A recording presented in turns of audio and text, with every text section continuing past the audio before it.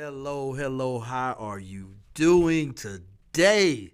And I tell you, I am so excited today. I am so excited today to finally be back on air to bring some community information and just live people who's going to give you some positive energy. And not only just giving you positive energy, but to give you positive energy that's going to help your community. Listen, check this out. My name is Omar Howard. I'm Dr. Howard. I am a life coach. I am the founder of Freedom of Choice Incorporated. And as you see, I'm also the author of the book called The Omar Howard Story. It's all in known. Check this out. I'm so excited today, man. I'm telling you, like I woke up this morning. I was ready, even though I had to go to work. But I was so tensed up because I didn't want to be late. I didn't want to miss out on things, man. And listen, I was just going crazy today. That's how excited I am. But I just want to share with you today, loving our community. Loving our community is it's going to be a family-based, family-oriented show. It's going to be geared toward family resources, community resources, and bringing people on, such as my first guest today. Today, like I put this brother on Front Street today, right? Mainly because I'm that serious about my community and about the things that I want to accomplish on this show, and also the things that I want to accomplish in my community. Just to tell you a little bit about me, for y'all that don't know me, I'm originally from Auburn, Alabama, man. I grew up in Alabama in a real dirt road type lifestyle. Moved up into Georgia when I was like 9, got into a lot of trouble, and in the midst of getting in that trouble, in the midst of getting into all those situations, God turned my life around. I got saved when I was in the county jail, and while I was in prison, I really committed to change. And when I committed to change, God began to open up doors while I was in prison. When I got out of prison, I was allowed to actually do everything that I prayed about. I wanted to be a motivation speaker. I wanted to be an author. I wanted to work with young adults. And shortly after I got out, I was asked to come back into the prison system. And I've been working in the chaplaincy department. I've been working as a counselor. I've been just helping other adults and young adults find their purpose, pray with them, counsel them, coach them, do everything that I was doing while I was in prison. So God had opened up a lot of doors for me. I've traveled all over America speaking in federal prisons. I worked with some top law enforcement. I worked with community-based organizations. And even on my book, Governor Deal, when he went out of office, he wrote a foreword for my book, and I'm grateful for that today because he believed in the story, and by him believing in the story, by other people believing in the story, by me believing in the story, God allowed that to manifest into what I'm doing today, loving our community. This is Dr. Howard. Without further ado, I'm finna get right into what loving our community is about. Today I got a brother up here by the name of Jason Aldred. Brother had a very interesting story. Met this brother close to a year ago. He was very serious about getting back into the community, told me his life story and how he wants to impact the community because he thought about his life and things that he did in his life and where it got him. And we have similar passion about how we want to introduce ourselves to the community, how we want to interact with young adults. And I love him for that. Because it's all about, having passion. I'm a mentor. I also teach mentoring. I try to teach mentor classes. Try to show people how to be mentor. Honestly, you really can't show nobody how to be a mentor. That's just something you have to want to be. That's something you have to desire to be. That's something that had to be a calling in your life. And I think I seen the passion there, brother. Even to just today, as we spoke with a group of kids up at DeKalb County. Over at the YMCA in DeKalb County for a group that I teach with DeKalb. And he spoke to that, and I could just see the passion in him. And I seen the change in him. And for me, that's what really drew me to his brother. And I want to introduce his brother. We're going to talk. We're just going to sit here. We're going to build. You're going to see this brother with me a lot in the community. Not only what I'm doing, you're going to see his own movement and what he does and how he's going to move in the community. And for a lot of you parents who are looking for mentors and positive people who ain't scared to step up to the plate, people who are not scared to interact with your young adults, people who ain't scared to confront your young adults, people who are not afraid to challenge the situation the way they think, but also somebody who cares and really loves what he does and loves the people that he deals with. I want to introduce my brother Jason Aldred. How you doing today, bro? How's it going, brother? Hey, man, I'm loving life today, man. I'm excited. Man, listen, man, you on my first show, man. That's how serious this thing been for me. I'm honored. Yeah. I give thanks to God. Yeah, without a doubt, man. this is how important it is for me. At first, I was going to just do the day. I was just going to really chill out, talk about, whatever. Also, on the second half of the show, I'm bringing in some other young men that I work with. But I'm this serious about the way I push love in our communities, about getting brothers and sisters on here who are really fighting for the community. Yeah. Even though you haven't been out of prison long, and my brother just getting out of prison, y'all. It hasn't even been 90 days yet, and he pulled up on me like, yo, I'm serious about these young people, man. I need to work, man. He said, I don't have no hidden agenda. I ain't asking for nothing but to be able to work. Let me work these young people. And for me, and I got other brothers and sisters, man. It's just the reason why he's on the day, man, because he's just been rolling with me all morning. And I just say, you know what? I guess it was just God calling. Let me just throw this brother out there, in the fire, man, because he has a desire. And these are the type of brothers I want to surround myself with. These are the type of brothers I want to partner with. These are the type of brothers I want to be able to trust, to have their back, to have my back. And also I want people in the community, man, to trust brothers like this because they've been there. They got the stories. They got the qualification. And you ain't got to have a PhD to be qualified for what we do. All right? Our life and what we done in the community was the significance PhD. So, Jason, talk to me. Tell me where you from. I want to know where you from first. Where you from? I'm from Los Angeles, California. Los Angeles, California. You're in Georgia now. You've been in Georgia how long? I came out here in 2006. 2006. What's the difference between Cali and Atlanta right now for you? As of right now? Yeah. The weather, just the architect of how the streets are made, the trees compared to the palm trees, the cultural difference. Back home it's a lot of Hispanics, Samoans, Tongans, Hawaiians. Compared to here, it's a lot of African Americans. The food. Was that positive for you? Because you come from a culture of gang life, right? I do. Yeah, I mean a heavy culture. Yeah. Like some of the originators. Yeah. Right? And you come here hoping, I'm assuming, try to escape that life maybe. I'm not sure. So tell me your story. Why did you get to Atlanta? Why did you come to Atlanta? Well, initially I came here because I was getting caught up in a lot of buffoonery. I call it buffoonery. A lot of madness out there, cutthroat, conniving, setting up, destroying my community, destroying other people's community. And I was able to have another chance at life. And I came here. My mom and it was always telling me about the South, and she was telling me that it's a little bit more slower when it comes to the fast life compared to California. And she was telling me that it might be a good time for you to just change your scenery, change your agenda, because my agenda back home, I was headed to a coffin, or I was headed to prison for the rest of my life. And why is that? Because I didn't care. I was setting people up. I was shooting at people. I was robbing people. I was only concerned about me. I wasn't concerned about nobody else's feelings. I wasn't concerned about nobody else's well-being. I was only concerned about me. And even then, I wasn't even concerned about me because I was doing a lot of detrimental things that could have got me killed. Yeah. So when you moved here hoping to find a bail. At least that was the maybe your parents' goal, maybe. I don't know if it was yours. It was my goal. It was my goal. But let's not move too fast. You ended up doing time in LA though, right? Yes. So before you even came here. Yeah, I did 8 years. I did 8 years in California State Prison, and I got out in 2004, September of 2004. Okay. And when I got out, it was like I was still stuck on the same thing I was on when I got locked up in 96. Wow. The same thing, the buffoonery, the gangs, the conniving, the lying, the stealing, everything. It was just as if I'd never learned my lesson. Now let me ask you a question. Was the gang situation similar here?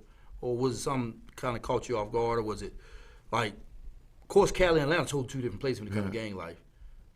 What was different? The difference in California is that it's a culture. Gangs have been embedded in the streets of California since the 20s. Hispanics predate back the late 1900s. 1901, 1920. Then as far as black gangs, it goes all the way back to like the mid 50s. So as time go on, it becomes a culture. It becomes something to do as if like if you were just to put on some pants and some shoes. So it was embedded in every community out there compared to here, to where a lot of these gangs here have popped up due to people from New York or California coming out here, or crews have popped up due to just young cats running and ripping and running and hanging with each other. Mm-hmm. But when it comes to just the Crippin' and the Bloodin' and the Chicano gangs, these are gangs back home that has been embedded in the streets for decades. And it becomes family, family. Yeah, uncles, aunts, moms, fathers, grandparents. And you grew up where in LA? I grew up a little bit everywhere. I grew up on the west side of Los Angeles. I grew up in Watts. I grew up in a little bit of San Bernardino. So I grew up a little bit everywhere in LA, but primarily the west side of Los Angeles and Watts, California, where my mother and father's from. So after you moved here, you seeing maybe an easy way to get money or easy way to be on the buffoonery. What made you get back to that lifestyle? The money. Because when I was in California, it was about gangbanging. It was about, putting in work. When I came here, a lot of the thugs that I ran into, they was about the money. And when I was introduced to that, I fell in love. Because I wasn't getting no serious paper back home. How old were you when you moved here? I was 26. Okay. So you got here in 2004, 2006? I got here 2006. 2006? Yes. All right. So you get tied up in all this. What happens? Well, so I got caught up with some cats out here. And, we was like infamous robbers. We used to rob a lot of, and jack a lot of people, and we was getting a lot of money, and it was coming fast, and we was hitting the strip clubs, and, we was hitting the parties and hitting everything we possibly can do. And I was having a great time because the things that I was doing here, I wasn't doing back home. I was on the block. I didn't even go to strip clubs back home because I was young and I stayed in and out of jail. So when I was out, I'm doing what I'm doing on the gang tip, and then I'm back in jail. I come out here, I'm in the strip clubs, I'm getting money, 30, 40,000 at a time. I'm driving rent-a-car, Lamborghinis, Corvettes. I'm meeting celebrities. It was just overwhelming. But it was a whole feces of just smear with nothing but just ignorance. And I wasn't seeing it. I was fooled with the glamour and glitz, not knowing that all of this is not all vanity. And also watching the gang life start growing, right? Yes, because, I never met like gangster disciples and vice lords and none of that until I came here. So that was new to me. When I came here and I started seeing cats that were gangster disciples and that was vice lords, and I've heard of it because of the Chicago situation, but I never seen it firsthand. Then when I ran into like Crips and Bloods out here, it was funny to me, but at the same time, I had partners that used to travel and go state to state in the 80s and early 90s. So I know how cultures can travel and how it can spread like a cancer. Okay, so before we go into the second part of your life and how you end up getting locked up, we're going to go to a quick break. I just want to say once again, loving our communities, we're grateful to be here today. And as we get ready to go into the second part, we will have the phone line opened up for you to be able to call. The phone number will be 470-251-4443. We're going to go to a small break. All right, get ready for the second half of this. And then we got some other young men that's going to come on here. And you'll know the reason why we got love in our communities at Omar Howard and my brother Aldridge.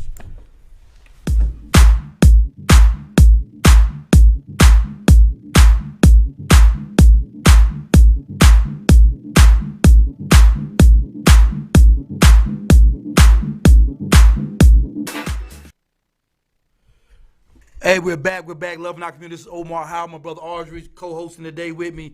And listen, once again, I'm grateful to be here at Status Network. We're on live TV broadcast through Status Network. If you have a question, you can call at 470-251-4443. As we go into the second part of this real quickly, my brother, you ended up getting locked up. I ended up getting incarcerated here. How much time did you do? I did 15, but initially they gave me life in 20. I received a life in 20 sentence, and by the grace of God, I was able to get back on a motion for a new trial. And when I went back, They offered me 20 years, and I took it. So when you got that life sentence, man, what was your mindset at, man? I felt I was like paralyzed. My whole body was numb, and I could just remember them finding me guilty, and I had to stand up when they read the verdict, and I had to lean over the table so I wouldn't fall because it felt like my legs was giving out when they gave me a life sentence, and it really hit me when they put me in the jail cell ready to go back to the county jail, and I looked around and I cried, and I'm like, this is gonna be the rest of my life. This small size of a telephone booth cell, concrete and metal, with a toilet with feces and urine around it, lunch wrappers and old bologna in the corner of the toilet. How gangster was you then? When you got all this, what was the gangster mentality? What was the care that I didn't care about then? The gangster mentality was out. The normal self came in. The reality hit. Human. The human side came, and I was like, this is gonna be the rest of my life, and I cried. What about your mom?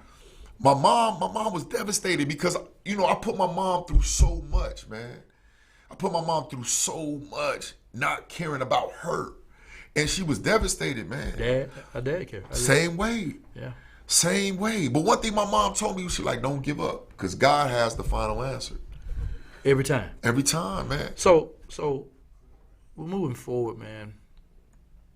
You get in prison.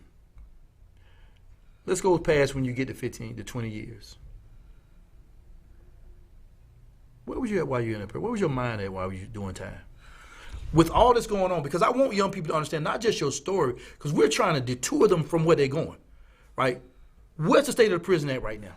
The state of prison or the state of where I was at? Well, where you was at and where the prison's at now. Okay, so when I first got incarcerated, I went to a camp called Telfair. And at that time, it was a lot of gang activities going on. It was a lot of killing going on. It was a lot of stabbing, extorting, everything going on that you could think of when it comes to the evilness, when it comes to the street. My mind frame was, I'm trying to get out. So when I got to Telfair, I immediately went to the law library because I was focused on trying to get this life sentence up off me. Period. But at the same time, I had to survive. And I'm from out of town, and I'm in the South, so a lot of dudes are kind of curious about me. They want to know the California culture. And then you had some that wanted to test me to see if, I wasn't no punk or whatever that may be. And so there was times where I had to prove myself because, in that lifestyle, you have to defend yourself. And I like to breathe. And one thing my uncle told me a long time ago, don't be nobody else's victim. So I had to convert to that to a certain degree, but not get too caught up in it because I'm trying to go home. Really trying to go home? I'm trying to go home. So I'm focused on that law library. I'm focused on finding some paralegals that maybe can help my case. I'm trying to talk to my public defender that's took on the motion for new trial. I'm trying to get this new attorney. So you didn't have no money left for all that money you were getting? It was over with, from commissary in the county jail to the collect calls to the money that I spent on my attorney in trial. It was depleted. And my mother is poor. So I couldn't lean on her, and I didn't want to lean on her because she had to pay her bills. So I had to figure it out. Where all the homies was at? Ain't no homies, man. You might have one or two that'll stick through it, but at the end of the day, there's no honor in it, man. Out of sight, out of mind. That's what it is. Out of sight, out of mind. Cats, and I'm not gonna say the N-word, but cats say, brothers come and go. You hear 1 minute, you gone, and people move on to the next level and the next stage of what they got going on. So, and I understand it. Yeah. Because I played that role. Castle got locked up, and I didn't, send them no money or nothing. Yeah. And so there's really no real friendship there. It's just really what I can do for you and what can you do for me at that moment. Period. Now, in the midst of that, because I want kids to understand this, just a few seconds, what type of stuff you seeing in prison right now? I've seen murders. I was at Telfair when an officer got killed. Dude stabbed him up. I've seen people get raped. I intervened in that. Like, you can't take another manhood. I've seen female officers get robbed coming from the walk. Coming in, they stripped her down to make sure she didn't have any drugs or any paraphernalia on her so they can take. I've seen cats get hit upside the head with locks. I've seen cats get baby powder and magic shade boiled water thrown on them. I've seen man, what? I've seen people get put inside laundry bins and thrown inside of the shower when it was steaming hot, and they made them sit there and take this. I've seen people get stabbed up for honey buns. I've seen people get their jaw broke because they got to arguing over the TV. I've seen dude's ear get sliced because he sat in the chair where somebody normally sits at and he didn't want to get up. I've seen officers beat on people. Now how traumatizing is that for you, man? Because at the end of the day, like everybody don't come out like you, man. Thinking about something positive, man. Some guys come out really messed up, man. Yeah. Because that traumatizes you, right? So, because we're gonna move on to another section, man, I want to give you a few seconds, man, a few minutes to the audience. First, I want you to speak to the parents. Secondly, I want you to speak to a young adult that's going to be looking at this right now. And I want you to really pour into them, because a lot of parents don't understand it, right? And we don't expect for them to understand it, right? A lot of us, from the side, we didn't necessarily grow up in a gang code, so we don't understand the gang code. A lot of mothers don't even know what to look for, right? But it's not necessarily about the gangs, because you gave me an understanding of how to look at that, take approach at that. But a lot of these kids don't really understand about those choices they make. That's why my organization is called Freedom is a Choice. I really believe life is about choice. And in a place and time now, you're going to have to make the right choice out here, because they're passing laws every day, to put you away for a long, long time. The parents, if you have something to say to the parents, then go to the kids. To the parents, I would have to say be patient, but continue to try to, stick with your kids, man. Don't be so quick to just pound them.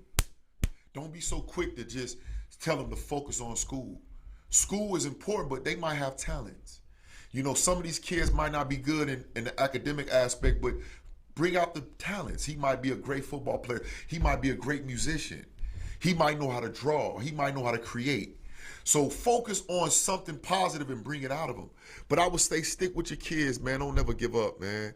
Because I understand that as parents, you're not teaching your kids to be drug dealers or gang members, but you have to understand they have to leave the home and they have to go outside. And when you go outside, it's crazy. It's chaotic out there. And they have to survive. And sometimes you have to wear different coats in order for you to stay warm in certain situations. So I would say stick with it, stay in prayer, stay on your knees, keep praying to God, keep working, never close the door on kinship, never close the door on your kids. Be there for them, man. Give them some good advice, but you lead by example too, because kids are not stupid. They see people when they straddle the fence. So, if you want your kids to do well, you must do well as well. Be that example. For the young kids, what I can tell you is this, young man, young lady, one thing we do have in common is that we're going to die one day. So take your life serious, man. Take it serious, because time go like this, man. Utilize your youth while you can, because you soon will grow old if God bless you to reach that age. You don't want to be 40, 50 years old sleeping on somebody's couch. You don't want to be 40, 50 years old having to be in prison and have to get butt naked and stripped for another man. That's a violation, man. That's embarrassment. Live your life. Focus, man. Take your time. Be patient. Don't be so quick to try to prove yourself to a never-ending story, man. Don't be so quick to try to prove yourself to somebody that don't care about you, man. Don't live somebody else's agenda. Live your agenda. Live for you, man. Have respect for yourself, man. We only live once in this body, in this form.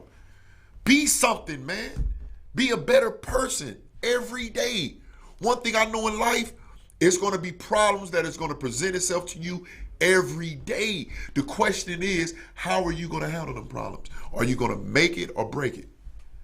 Focus, man. Focus. Take your time. Quit speeding. Slow down. Don't be afraid to ask for help. Don't be afraid to say, I don't know, man.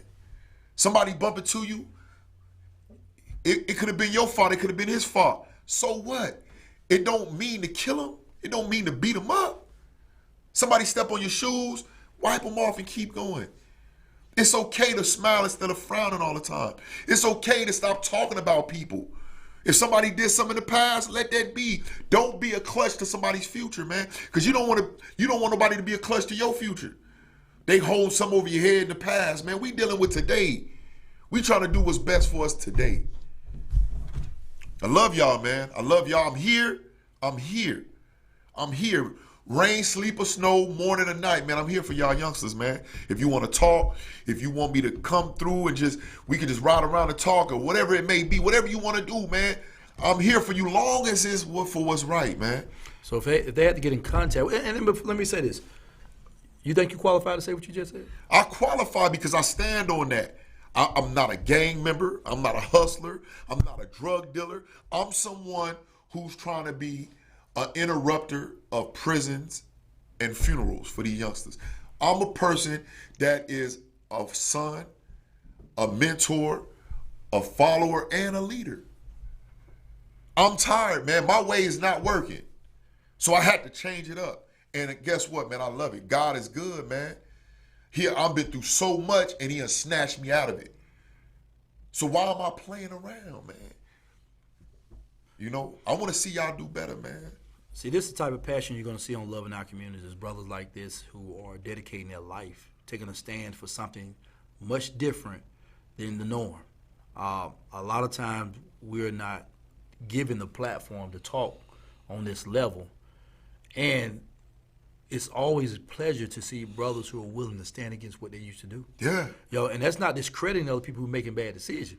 We're just trying to get you to rethink some lives. Because I remember when I was talking to the brother, I was like, man, we got to, we were talking about the gang stuff. And he said, he said, I'm from Cali. I was such and such, man. He said, I just had to change my activities. So it made me start looking at kids, how to approach, because that's one thing that we got to teach our parents is how to approach kids. Yeah. It's things we're going to teach people in the community. It's the way you approach them, because most kids are going to reject, push back. But we got to have brothers. When I say, is he qualified? Because he truly lived it. Look the paperwork up. Brother just got out November 2nd. All right. And to say this, Dr. Omar, I'm not afraid of nothing or no one. And what I mean by that, I'm not saying that to be a tough guy. What I mean is I am willing to go anywhere and help. Out of love. Out of love and out of fear of God. I'm a servant of him. So I am not afraid to go out there and work with these youngsters. I'm not afraid to tell these youngsters the truth about these streets, these gangs, these prisons. I'm not afraid of that, man. Because it's the truth, man. It's the truth. I'm not winning, man. And none of them dudes in them streets is winning, man. We losing, fam. We losing. This is what I'm telling you. He called me the other day, and he said, he was in some of his old communities up here in Atlanta. He's just pulling up in the neighborhood. He said, bro, I'm looking for you. I just seen some young brother. I got to pull up. I'll call you back, And to me, man, when I thought about that, man, I was just like, man, I'm impressed. Because, one, love gives you the courage to do. Regardless of everything, my first, he said, fear of God. Second is his love for his young brothers and sisters, man, to see them not go down that road, because we're losing generations of kids. This is what I'm telling you. Y'all got to understand. That's why when people be talking about, know the law and all this crazy stuff. Let me tell you something. Them laws is going to rip you apart if you don't get your life together. If you're not involved in the game, if me and you, if we weren't involved in the game, 3 or 4 of us go jump on a kid, that's considered gang activity. Yeah. And you're going to get charged for it, So I want you to understand this. And I'm going to keep my brother around as I get ready to bring these other young men up. We're going to go into a couple-minute break. And I want y'all to think about this, brother. If they had to get in contact with you, how could they get in contact with you? You can get in contact me from my email. My email is kelleryoung80, Keller young80 @gmail.com. Or you can contact me at my phone number, 404-567-0104. So any parents that got some youngsters that need mentoring or just need me to sit down and just hear them out. Because sometimes it's always good to just let kids vent. I'm here. I don't have all the questions, but one thing I can say is I'm guided by God and I'm by truth. And I'm not straddling the fence. So you can reach me again at 404-567-0104 or kelleryoung80 @gmail.com. And he'll eventually have his social media up and everything rolling. Like I said, you're going to see my brother with me on a lot of things. So you're going to see his face pop up. If anybody got any questions for my brother, man, call it 470-251-4443. If you have any questions, if you have a desire to, to see his brother talk with your kids, he's going to be rocking with me. I'm telling you, he's going to be rocking hard. He's going, going to get him trained as a credible messenger. We're going to get him out here because we need more brothers like this. First, one reason I love is because he has a fear of God. Secondly, he loves. Third one, hey man, he has a passion to serve, man. And so, as we go on our break, man, I appreciate you coming out, man. But I want you to stay along, as we get ready to prepare for these other young men to come up. You got to love brothers like this. All right, this is what loving our community is all about. So we're going on a break. Remember, loving our community. This is Dr. Omar Howard, my brother Jason Aldridge. We'll be back in a few minutes.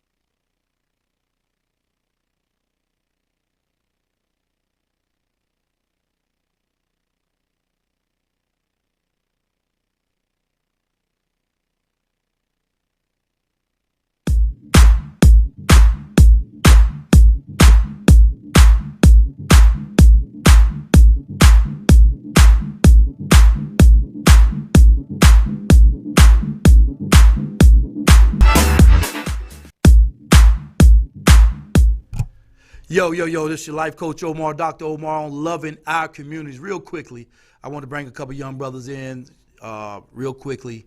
We're going to come back on a different show where I'm going to have all my mentees out here and all the young men, some of the young men and young ladies I've worked with over time. But I want to share with y'all, I want to introduce you. I'm going to let them introduce themselves real quick. And this is about mentor. This is some of the results of having people in your life that care about you. And I'm going to let them go down the line. I'm going to let them introduce them, give their names real quickly. And real quickly, in the process of saying your name, how important was mentoring for your life?